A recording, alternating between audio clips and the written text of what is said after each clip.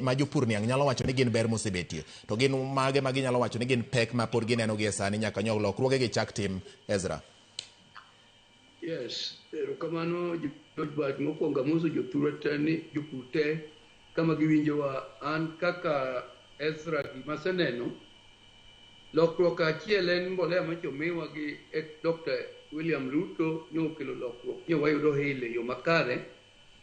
mak mani challenges manye nitie en ni kamiyo mebor mamiyo jopur tur ng'ato agi 500 transport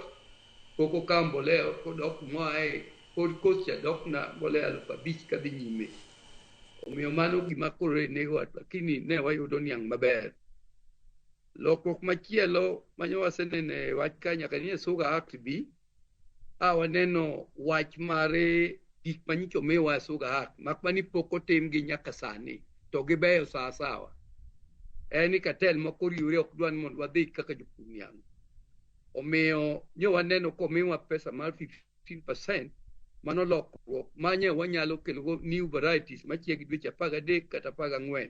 kwae dweche 24 mosemiwa kech nyaka ne pur niang' chakre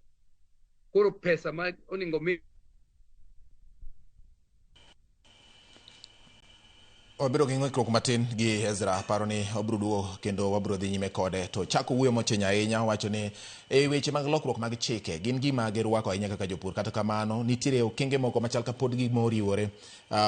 kodgi. Ezra inyalo dhi nyime gi miyowa gigo ma otende kod atamalo 15 kata 15% miwacho ni uketi kendo lokruoge mitime chike miwacho ni osenyiso gima nyalo kelo geno ne japur kata kamano nitiere jomoko ma pod oriwore ma ok nyal miyo chike gi chak tiche yo makare.